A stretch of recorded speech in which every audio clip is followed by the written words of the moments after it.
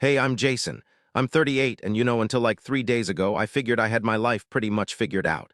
I run a medium-sized tech company with two buddies from college. I've been married for 6 years to a woman I really thought was my best friend. I really thought I was building a life with someone who actually cared about me. We hadn't had kids yet, though her parents were always dropping hints. "You're not getting any younger," her mom would say while she was serving up the mashed potatoes with this tight smile that never really seemed real. I used to just brush it off.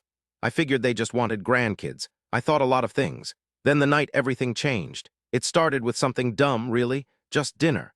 Her family does these big fancy get-togethers every few months. Her mom sets the table like it's a wedding, with those gold-rimmed plates and floral arrangements that make the whole room smell like a department store perfume counter. They always asked me to help set up, and I always said yes. I didn't really mind, if I'm being honest. I liked being part of something that felt warm, even if her cousins were glued to their phones half the time, and her uncles treated me like some stray dog her dad accidentally let inside. I was in the kitchen, pouring drinks and laughing because her dad had just given me this huge bottle and said, "Be generous with the pours. It's the only way to make it through one of these nights." I went outside to get more ice, and that's when I heard them through the screen door. Her Uncle Paul, that loudmouth, was yapping away at someone inside. He was saying she could have done way better. I mean, Jason's okay, but seriously, he's just a placeholder, right? Then my wife's voice, all calm and icy, cut through. "Not for long," she said. "Once the divorce is final, I'm out of here, and I'm taking half his business with me." I thought I'd heard wrong at first. I stood there, a bag of almost melted ice in my hand, feeling all the blood rush out of my head. I just waited, hoping she'd crack a joke, say she was kidding, anything to make it unreal.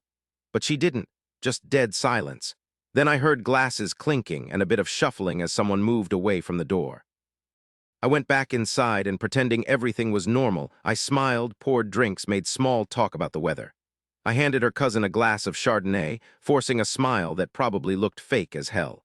My hands were shaking so hard I almost dropped a soda. She didn't even notice. Or maybe she did and just didn't care. That's what really crushed me, how she acted like everything was perfectly fine, like I was too stupid or too naive to see what was going on. The rest of the night was a blur. I just went through the motions, smiling at jokes, laughing way too loud when her dad told that same old story I'd heard a million times. She touched my shoulder at one point. I almost jumped, but I played it cool. I just nodded, pecked her on the forehead like I always did, and mumbled something about how great dinner was. She flashed that smile, the one she puts on for fancy clients. That's when it hit me. Maybe it had always been a fake smile. After everyone cleared out, I did the dishes. Needed something to keep my hands busy. She headed upstairs for a quick soak and asked me to grab her phone charger. Sure thing, I told her. I went into our room 10 minutes later, and there it was, her phone, screen facing up, a new message glowing from some contact named Marcy. It was a guy. I knew it right away, didn't even need to read the whole thing, just the first couple of lines. "Can't believe he still doesn't suspect," it said. "Just 2 more days and we're clear." I didn't touch her phone, didn't say a word. Just put the charger on the nightstand like I hadn't seen anything. Then I went to the guest room, closed the door, and stared at the ceiling until sunrise. My heart didn't break. It felt like it was actually boiling. The next morning, she kissed my cheek, the usual thing, said she had a meeting downtown and would be home late. I nodded, watched her walk out wearing that blazer, the one she always wears when she's trying to impress someone. The second she was gone, I went to work. Over the last 6 years, I'd secretly built all these protections into everything. Backups, contracts, the whole shebang. Even how we owned the company was set up so I had the final say on anything. She had no clue. She really thought she could waltz in, get close to my partners, and then just take off with half the company and a self-satisfied smirk. That morning, I got on the phone with my lawyer first, then my accountant, then my co-founders. I told them everything, bit by bit. I figured they'd be totally blown away, really angry. But they were. They just looked worn out. One of them, Ryan, just let out a long sigh and said, "Seriously, dude, we were waiting for you to figure it out." She'd been working the angles for ages. That night, she came home singing, actually humming. She walked in with a box of food, like she hadn't tried to screw me over the day before. "You're not mad I was out so late, are you?" she asked, looking into the living room with those big, fake, innocent eyes. "Of course not," I said. "I trust you." And I almost cracked up at how easy it was to lie. The next couple of days felt like a movie in slow motion. She kept up the act, called me babe, asked if we should plan a trip for the spring, even offered to cook dinner. I said yes to everything. I played along, smiled, nodded, agreed to whatever. Then the third morning it all started. I was in my office when it hit. My phone lit up once, then again and again. Non-stop calls from her. Then her mom, her uncle, numbers I didn't even know. Emails, texts, notifications, one right after the other. Her name showed up on my screen 6 times before I finally answered. She was crying, yelling, "How could you, Jason? What did you do?" I didn't say anything. I didn't need to. That's when I heard the knock at the front door, loud and fast. Then it just kept going and going. The world was finally figuring her out. I stalled before answering the door. I let the knocking turn into a serious banging, like whoever was on the other side was terrified I'd disappear if they didn't smash the door down. But I wasn't moving. I wanted her to wait. I wanted her to stew in that silence and worry. Because for once, I wasn't the one bending over backwards to keep things calm. I was the one with the upper hand. Eventually, I strolled to the door like I had all the time in the world. When I opened it, there she was in yesterday's clothes, her makeup a mess, her hair all over the place. She looked like she hadn't slept a wink. Her uncle was behind her, fuming, his face beet red like someone had just insulted his entire family. "Jason," she started, her voice shaking, "can we please talk?" I leaned against the doorframe and gave her that same polite, unreadable look she'd given me for years. "Of course," I said. "Do you want to come inside, or are you just here to pick up the pieces?" Her uncle stepped forward, trying to sound tough. "You've made a huge mistake, son. You're not thinking straight. This is an overreaction." I cocked my head to the side. "Funny, because I'm pretty sure plotting to screw over your husband and steal his company is the real overreaction. But hey, I'm no lawyer." She stepped between us. "Jason, please." I didn't mean, look, I wasn't actually going to do it, okay? It was just talk. I didn't even react. So I figured she wouldn't mind if I sent the recording to my lawyer. Her face went white as a sheet. See, here's the thing she didn't know.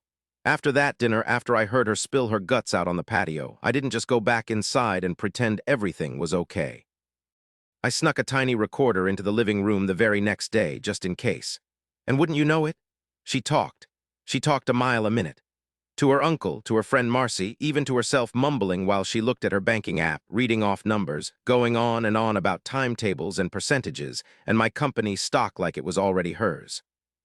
"I didn't mean to hurt you," she cried, tears streaming down her face like she thought they could wash away everything. "It got out of control. I thought maybe I deserved something too." "You did," I said, my voice even and way too calm, like the eye of a hurricane.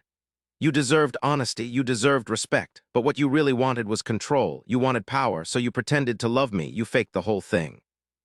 Her uncle jumped in again. "You'll destroy her if you go public with this. Are you sure you want that on your conscience?" I smiled, not a happy smile, but because it finally clicked. These people didn't see me as a person, you know. I was just a stepping stone to them, a business deal, a way for them to get what they wanted.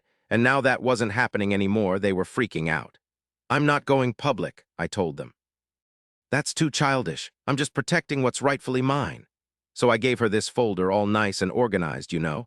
It had everything, every single thing she'd tried to sneak past me, all the bank stuff, every property with my name on it. Every little shady move, every attempt to hide money in joint accounts, it was all in there. And right next to it was another folder marked Separation Notice. Her hands were shaking as she opened it. This isn't fair. You're throwing everything away," she yelled. I really looked at her then for the first time in ages. It wasn't the girl I fell for or the woman I married. It was like looking at a total stranger. "No," I said, "you threw it away. I'm just taking the garbage out."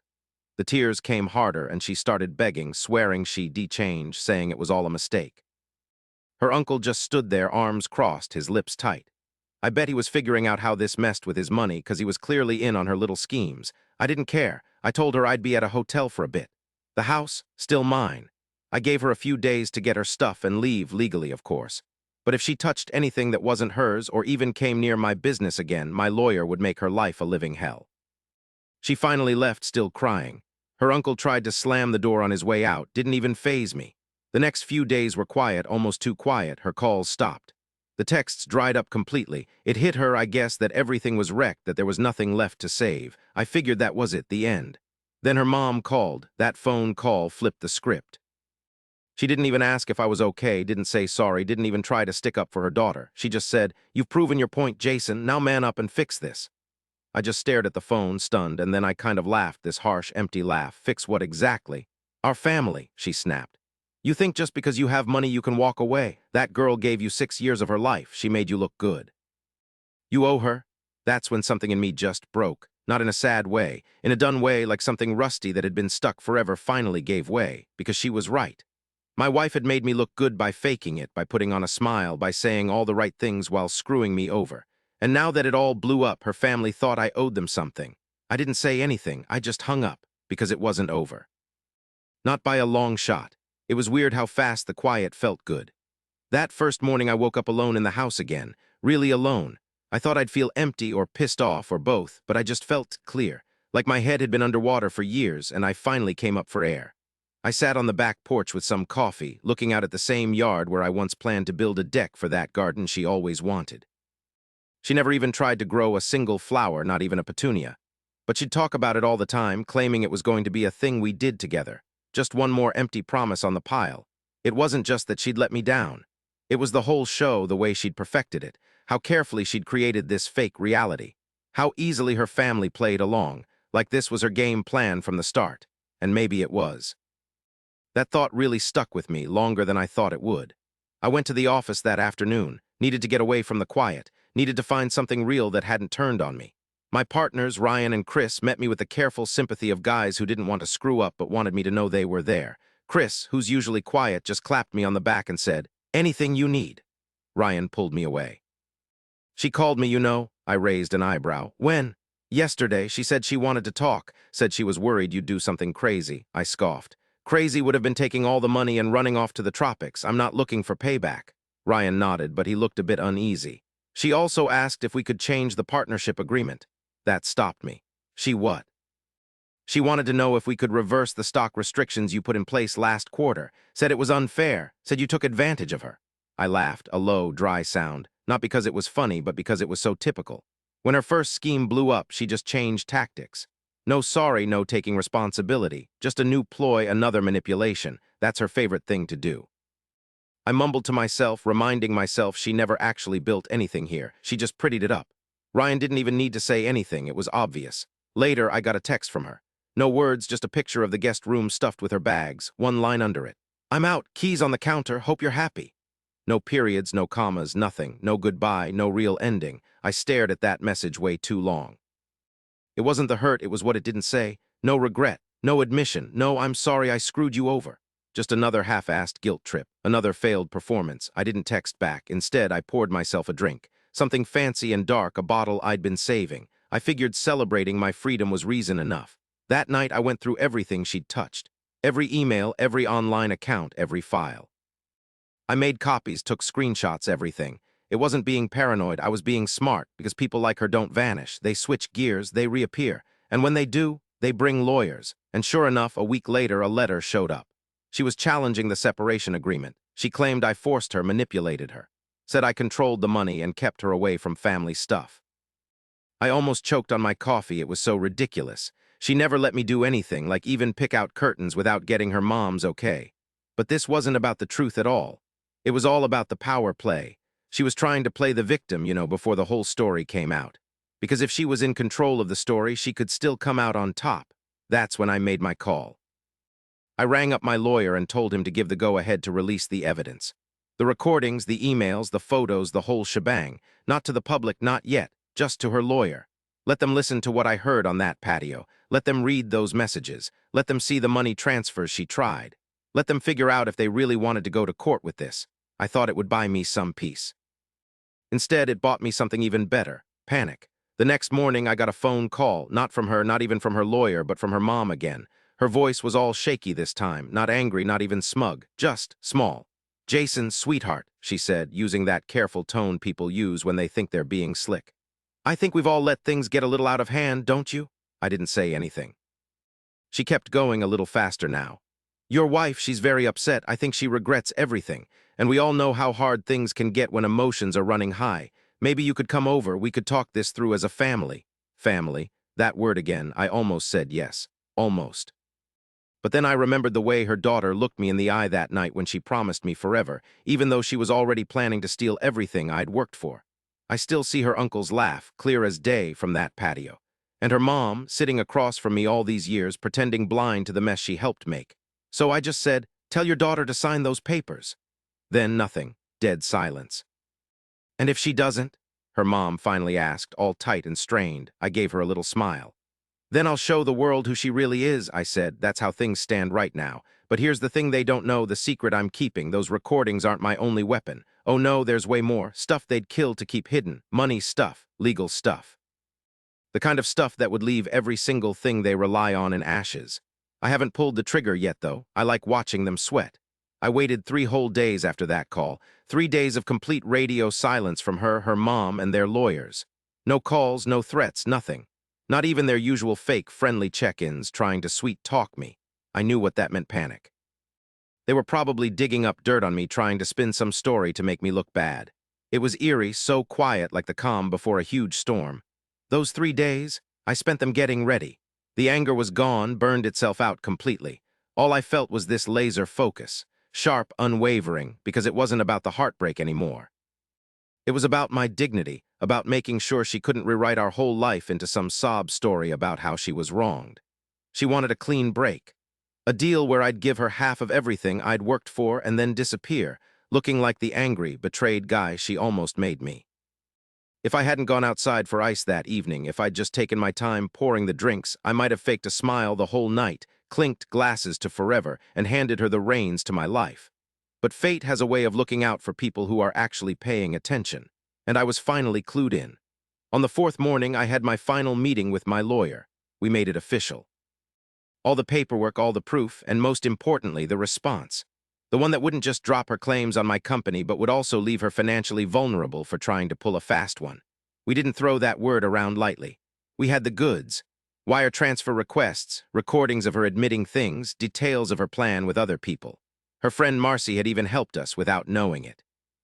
She'd sent texts mentioning the timeline, the scheme, the payoff. My lawyer asked, "Are you sure you want to do this? Once we file this, it's not just about money. It's gonna get nasty. It's gonna be public." I looked him straight in the eye. "Good, let everyone see." So we filed it. News of it didn't take long to reach her. Within a few hours, I got a text. 2 words: "You monster." I didn't respond. An hour later, another one. "You said you wouldn't go public." I hadn't. I never promised her a thing. I just said I wouldn't at first. Life takes a sharp turn when someone sets your world on fire and then expects you to put it out for them. The very next day, her lawyer phoned mine, practically frantic. They were desperate to keep this whole mess out of court, out of the news, everywhere.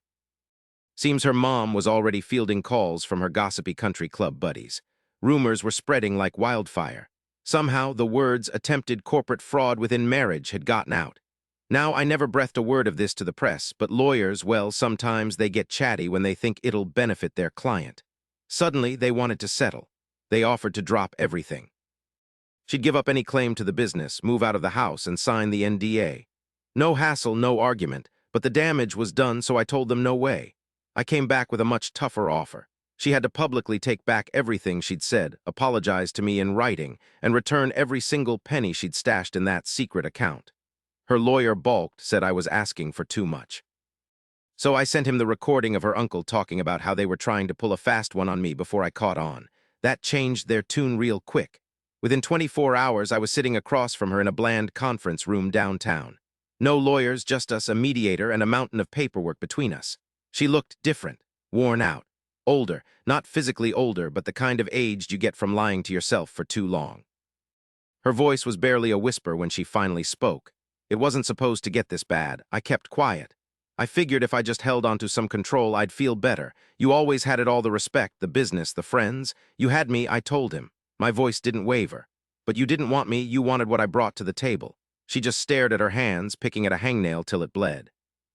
"I was terrified," she barely breathed. "I never thought you'd leave. I felt trapped." That's what finally broke me, not pity, but seeing things clearly. It wasn't me holding her back. It was her own bitterness, her envy. She let it eat away at her, and when she couldn't build her own success, she tried to take mine. We signed the papers. No hugs, no tears, just the ink drying on the page, the silence deafening. She gave me one last look before she walked out. "I hope you find someone who really sees you," she said. I watched her go. Then I put the folder in my briefcase, got up, and stepped out into the sunshine. But it wasn't over. She'd done real damage, not just to me, but my reputation, too. Some folks heard her side first, believed her lies, so I had to make one final play, not for revenge, but because I had to. I wrote a statement. Not some big press release or a juicy tell-all, just a plain, straightforward message.